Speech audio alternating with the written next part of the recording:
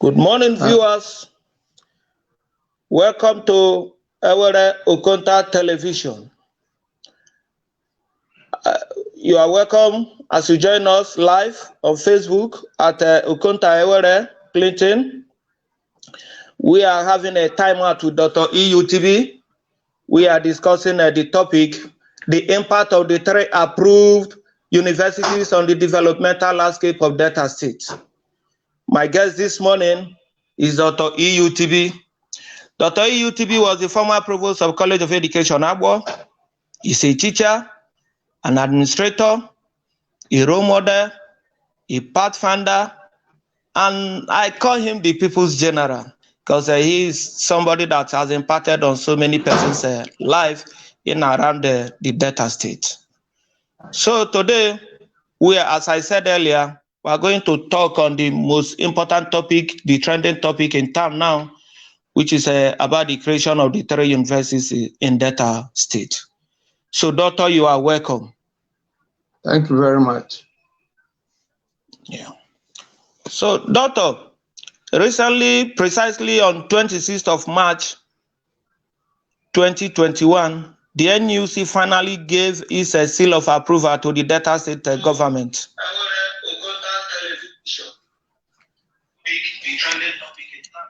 So, the Delta State, the NUC recently gave Delta State University its approval for the newly 3 established universities.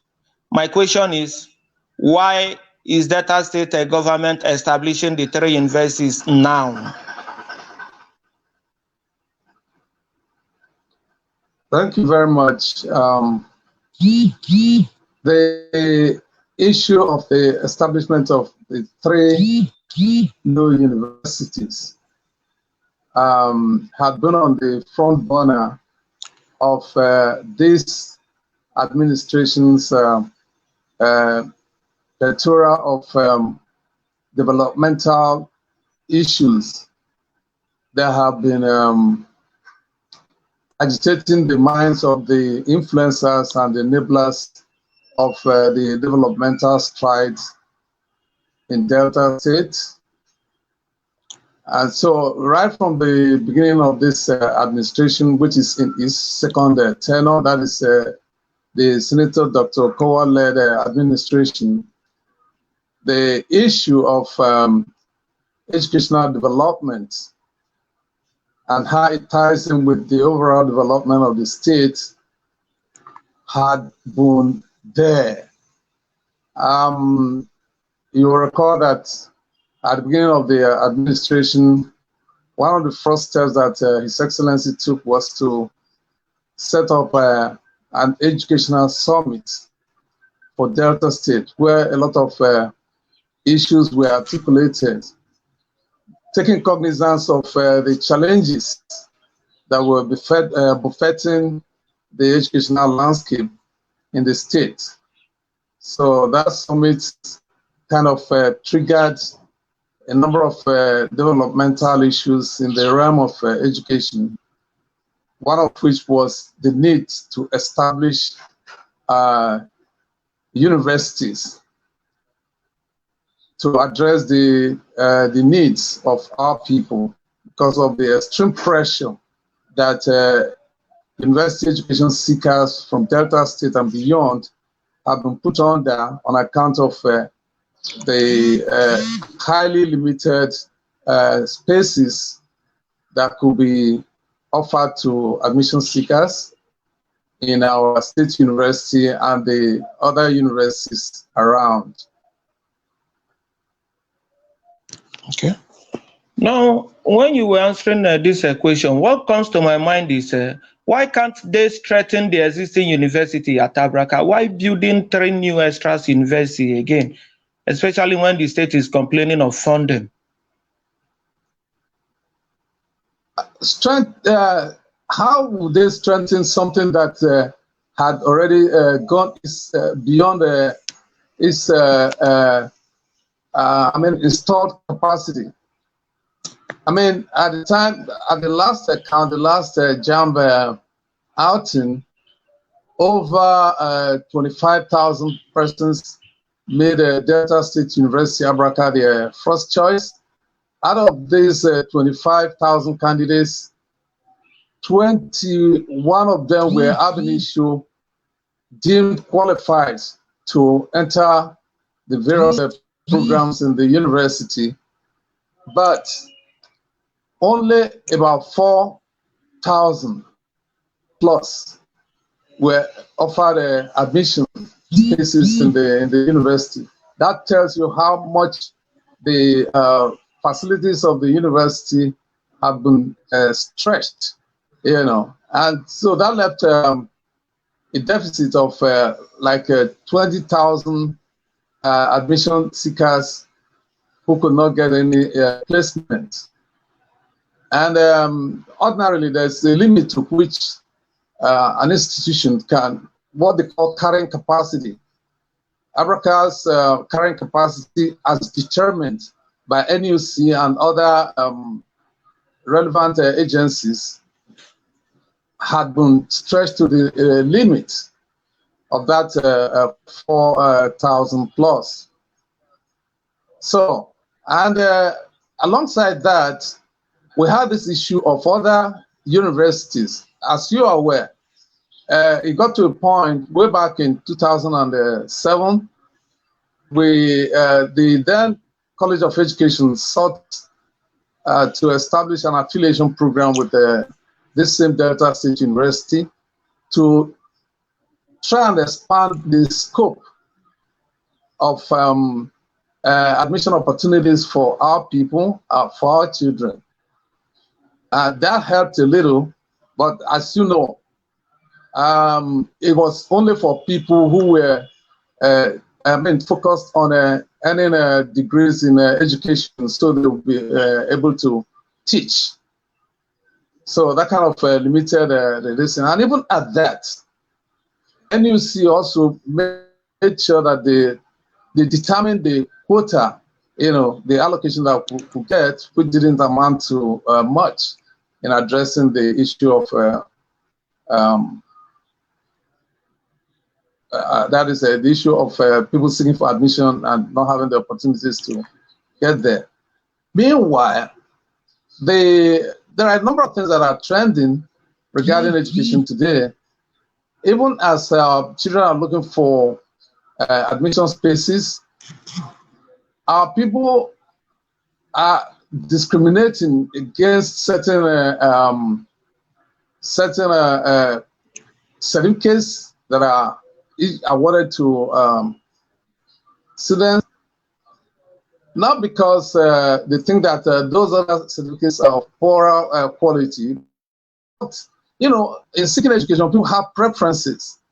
So if you look at the Nigerian Certificate in Education programs across the state, where the state has 3 colleges of education, plus the Federal College of Education Technical Asaba, the population of students enrolled in those programs continued to dwindle as time went by.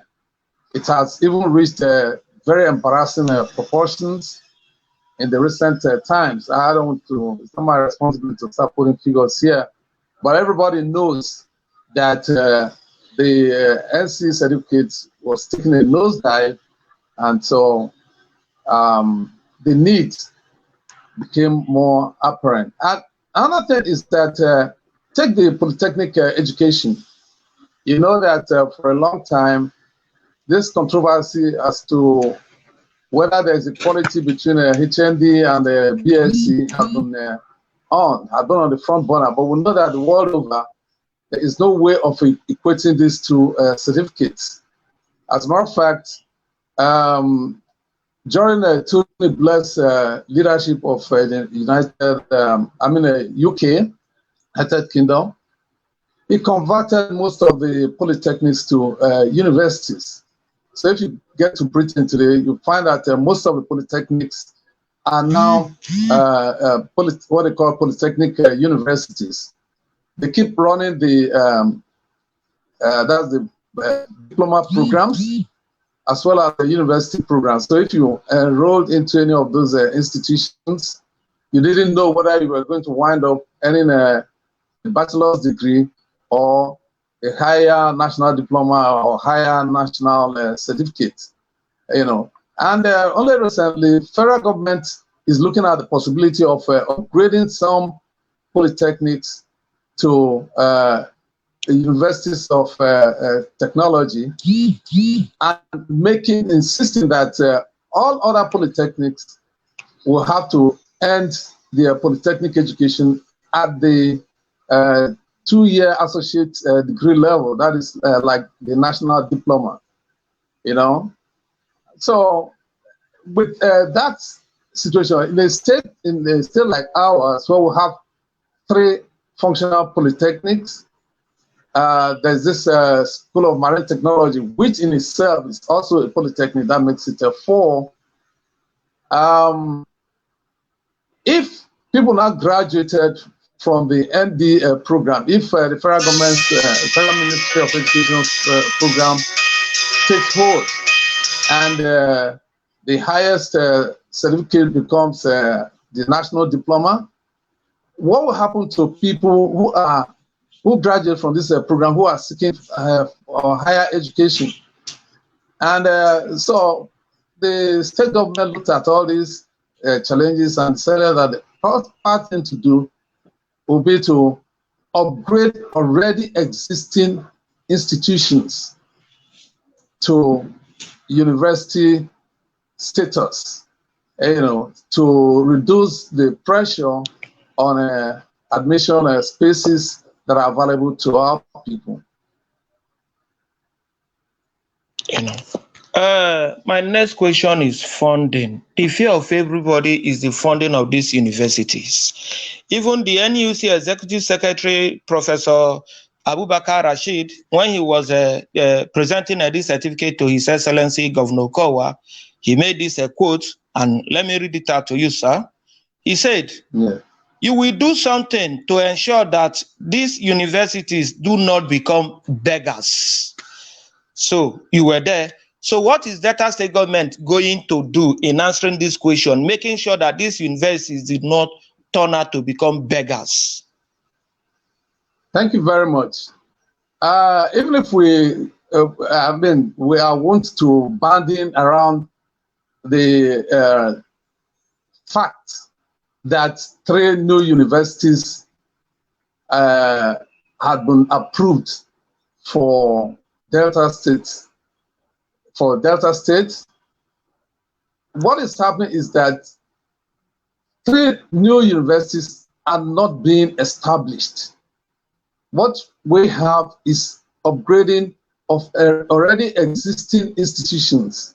Some of them were already engaged in the award of degrees or training students for award of degrees, like the outgoing College of Education, AGBO, they have been an affiliation program with Delta State University since 2017. And I'm sure that institution in the affiliation program had graduated at least 5 or 6 batches of degree holders. Now, the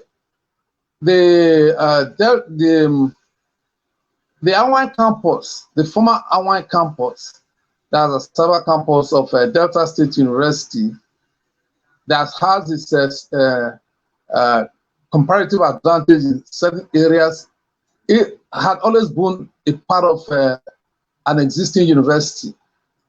So you have some faculties of Delta State University, Abraka, there. And the facilities have been used there to train people up to postgraduate levels. I'm aware that some persons have even earned their PhDs in from that campus of the university. And then the Delta State Polytechnic, Ozoro, which is now metamorphosing into Delta State University of Science and Technology, had the wherewithal Now, we talked about the issue of equivalence between HND and first degree. So the point is that these institutions have been existing there. They had the wherewithal to, produce degree, graduates in the university degree realm. So those were the things that the Delta State government looked at and said, besides, it's not like these existing institutions have been operating free without a fund on the part of the state government. The state government had been spending huge sums, paying faculty that were underutilized because, like the NCE program, the College of Education, AGBO, had dwindled so much that some departments were just there. They didn't have even a single student. I'm aware of that. So when you look at this, faculty is being paid, resources are being deployed, and yet people are roaming the streets looking for admission spaces and they cannot get it. So His Excellency the Governor made a convincing response to what the NUC, the fears that he raised during the presentation ceremony. And I'm sure you must have read it. It was a well-rounded response to that question. And beyond that, our governor that is a go-getter. He's very methodical in planning things. Now, everybody is just taken aback that 3 universities have been approved for Delta State. It would seem as if the journey started yesterday. This was what started, something that started way back in 2016. So a lot of works had been, a lot of activities have been in the works. Now that is blossoming, people are taken aback. I mean, you will agree with me that it was epoch-making, ground-shaking, that a state could get approval of NUC to establish 3 universities. Now, NUC technical teams have been interacting with these 3, at least 2 of the institutions. Okay, and there's always this collaborative this thing among the supervising agencies. You have NUC for universities, MBT for polytechnics, and NCCE for the colleges of education system. And you know that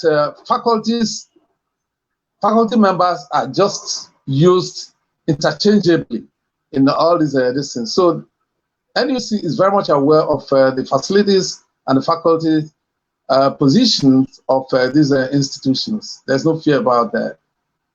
And besides, the government is determined to see that this thing is, these approvals lead to the evolving of centers of excellence in university education. Now, you asked about funding, and I believe that we have given that from the government's perspective. But from common understanding, universities, if you look at the way this whole thing is going, every inch of the way, the Delta State government is involving the communities in Delta State where these universities are located. And it's being done to create balance across the states, to create educational balance across the state. Now, so there's an imperative for the communities that these universities are located to show enormous support for what the government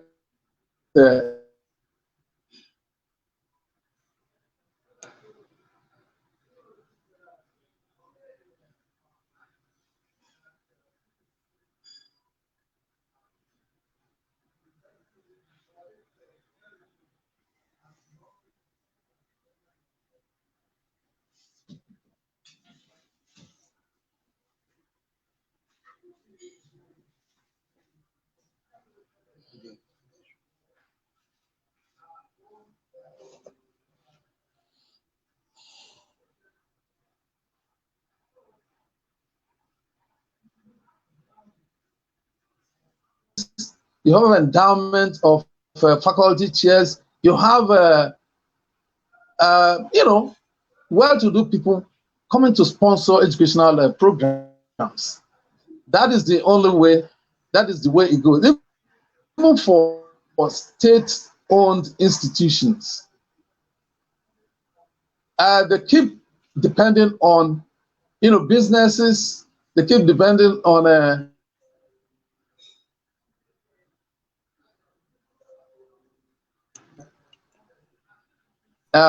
agencies, NGOs.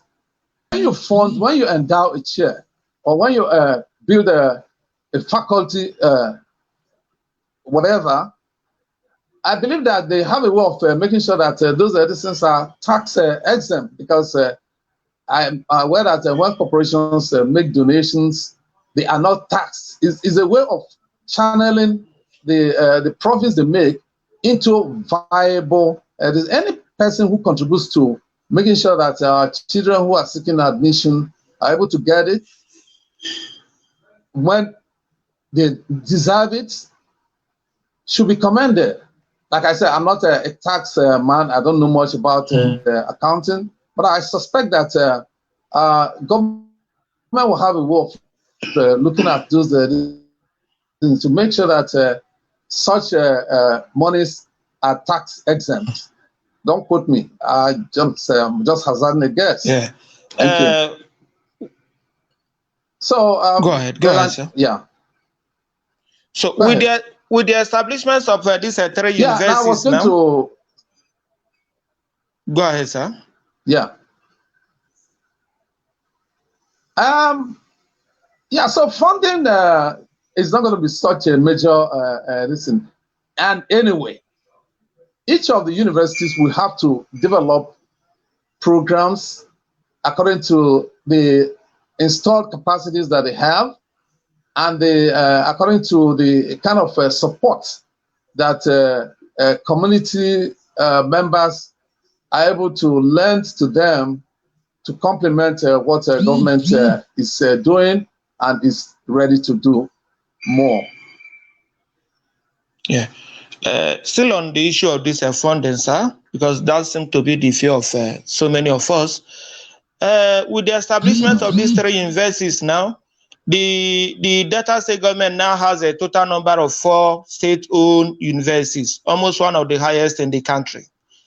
One may be tempted to ask, why not adopt this PPE model? I mean, public-private partnership model from the beginning of establishing these 3 universities, where like the state government will take like 60% funding, private, where meaning individuals who are ready to invest in education will take equity of 40%. Why not that from the beginning, to allay the fears of people about these funding issues? Do you have anything to say? Well, I just said that. The way to go about it is for the communities. I mean, those people who can afford it to lend their support one way or the other, endowments, building of infrastructure and all that, sponsoring faculty chairs, and then they know how to go about it. I'm not aware that public-private partnership is trending anywhere in the country, whereby government is collaborating with individuals to set up a university. I'm not aware of anyone that is clearly apparent. I mean, we hear stories that some universities have the semblance of government involvement, public-private partners. I don't want to name anyone, but I do not know how well it is working.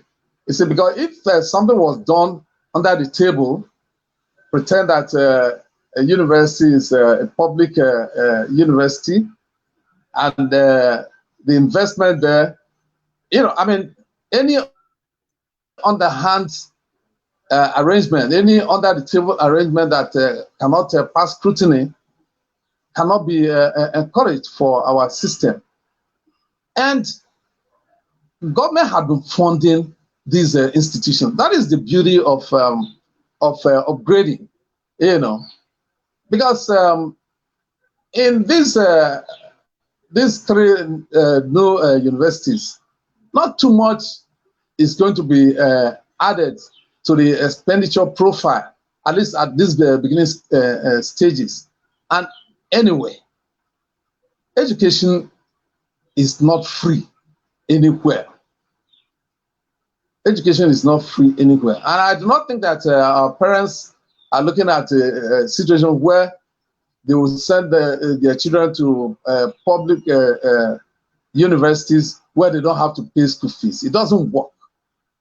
Because all the efforts that they are making, I'm not condemning any government action, but we keep pretending that public education, maybe at junior high, that's a junior secondary and a senior secondary, that is free and all that. Does that make for equitable and valuable education on the part of the children who are getting this so-called education? It doesn't.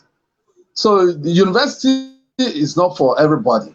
So if you want to send your child to the university, or if you as a child, you aspire to attend a university, there are costs that are there. The confusion about existing institutions where people embark on strikes and all those actions over the asking them to pay school fees, all those things are going to be worked out. I don't know what government's thinking it's about, but I suspect that there'll be a roundtable discussion with that's why I keep talking about the ownership of these universities, that the communities should own them, not in terms of saying that they have the franchise, but they should see these universities as installments that government had made to improve the lives of people in and around those communities and the state in general. And of course, you know that university education is not localized. A university is a metropolitan community. So we expect that before long, people will be coming from outside the country to get a university education in our state. It depends on how the profile that the universities build for themselves in terms of integrity, academic integrity, and resourcefulness. Away from funding, if you were called upon to advise the state government on the transition, whether we like it or not, there will be some resistance, especially from the labor. How are you going to advise the state government to take care of these labor-related and community-related issues as regards the transition period? Which aspect of labor are you talking about? The internal unions, maybe transiting from, like the case of College of Education now, transiting from KOASU to ASU, from NASU to SANUP or what have you. There may be some pocket of internal resistance. How are you going to advise, if you are called upon to advise the state government, what advice are you going to give them to have a peaceful transition? I'm sorry, I think that is premature at this stage. I wouldn't know how such issues will begin to come up now, because what people do not know, why the state government initiated these moves, the state government was doing that in concert with representatives of the institutions that were upgraded. Okay? And in asking for a change in status, you must admit that there will also be the change in status would affect everything. The institution that is emerging as a university, the people who have been working there, the administrative staff, the teaching staff, the technical people. Yeah, there are bound to be changes, but I would think that it is premature to begin to worry about that now, because in the first place, it's not like those staff in this institution were unaware that such a thing was going to be done. As a matter of fact, some of the requests came from the institutions.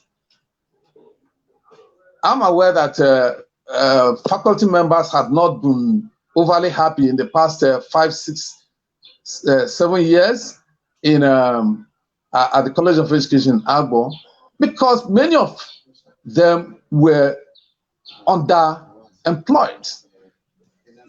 In terms of the way they were being utilized. If you had a department that didn't have a single student, what would the faculty be doing? So we should even counter this staff, whether administrative, academic, or whatever, should be, in some cases, be thanking God, thanking their stars, and thanking the state government for providing an aperture for them to grow and still remain in service. I don't want to speak too much about this because I'm not aware that this is an auspicious time for people to begin to be restive about this. I really do not know what they have to worry about. There's an assurance from government that nobody will lose their jobs, if that is what you are thinking about. Yeah. So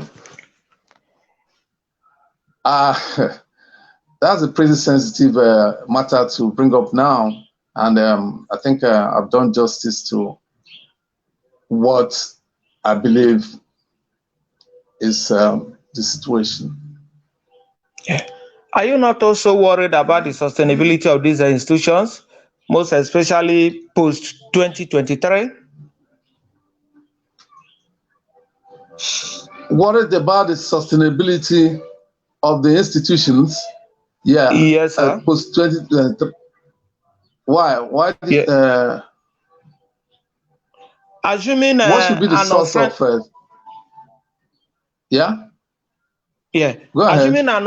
Assuming an unfriendly government took over in comes in 2023, and they decide to temper. Are you not worried that they may decide to tamper with the structures of these universities? Which one is an unfriendly government? What do you mean unfriendly government? Whichever government that is emerging in 2023 will build what has been done and what is being done by the present administration. There is no doubt about it. Because the issue of the the upgrading of these institutions to 3 universities is simply meant to address critical challenges that have been confronting the state. And I don't know where. So if any person is campaigning for to take over the government of the state come 2023, I said it. A wise candidate or a wise aspirant should ride on the crest of what has been done or what is being done, especially about the establishment of more universities in the state. Because that is a problem that they will not have to address. Rather, they should be looking at how they can sustain the tempo of development that will emerge from the establishment of these universities. Okay, that's what you would expect from any smart person angling to occupy a government house. I don't believe that there can be an opposition to this. And anyway, a university that has been established and approved. Now, let me say something here. In NUC, in giving approval to these universities, didn't just look at the names. There's something they call academic briefs for each of the universities. It contains a plethora of things, but more importantly, it talks of future growth. The academic brief of a university talks of future. That is, where would the university be growing to? What is it going to become in the next 3 years, in the next 5 years? Which programs are going to come in? Okay? And remember, these universities will simply grow in their areas of comparative advantage. Okay? And that is where communities that desire certain aspects, certain disciplines, will have to support government in making sure that such disciplines can be introduced. But provisions have been made such that each and every one of these universities can grow to any of those points. They're already there in the academic briefs.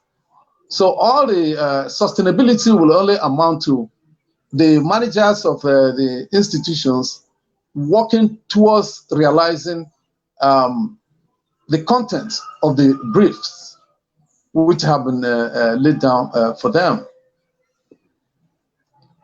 Okay. Away from the universities, how is life after retirement? Yeah.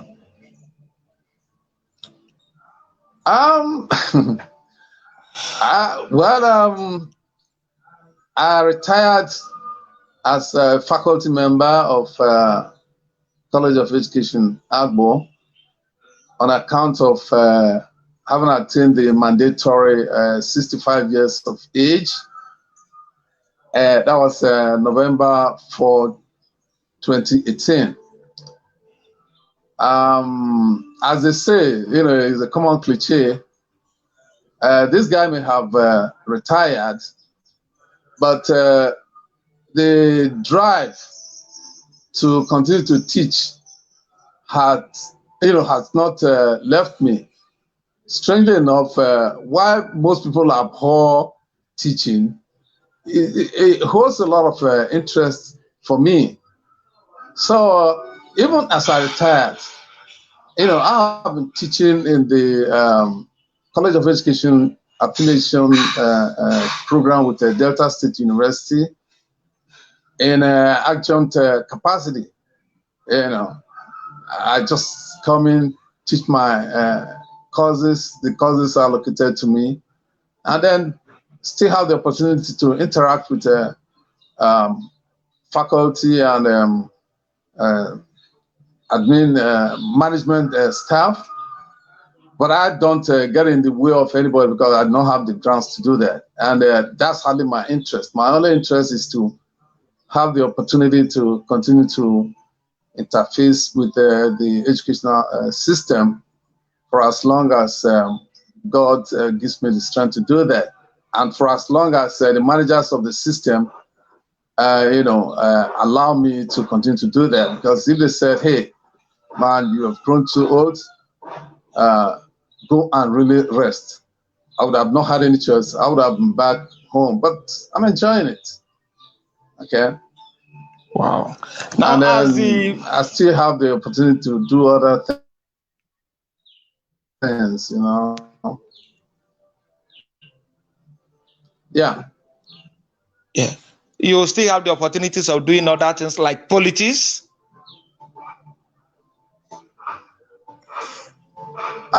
Yes. Now that I'm in retirement, I can boldly say that in fact, I'm into politics. Yeah, no doubt about it. And not even in a quasi position. I'm fully into it. I'm not retired, so I mean. Are you thinking of aspiring for any position in 2023?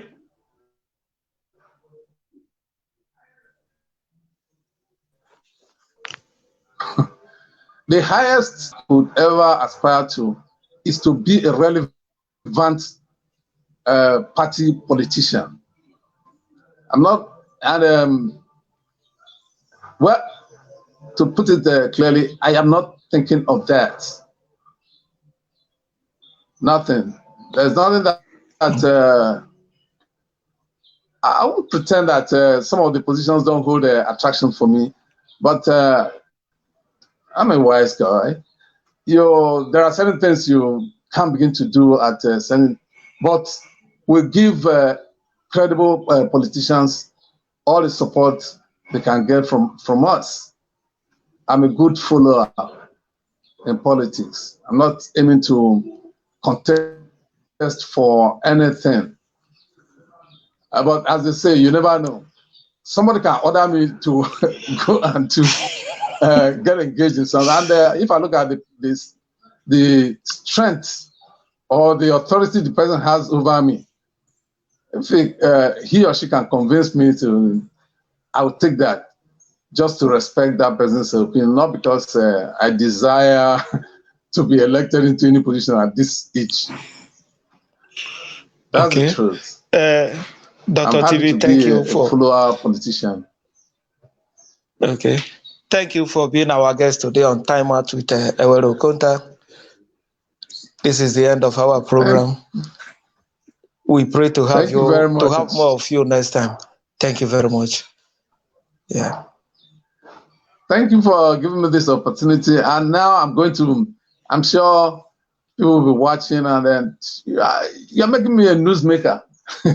But I thank you for giving me the opportunity. Of course, that is what you are. That is what you are. Thank you very much, sir. Thank you very much. Yeah. You're welcome. All right. You're welcome, sir. Thank you. Yeah. All right. Yeah.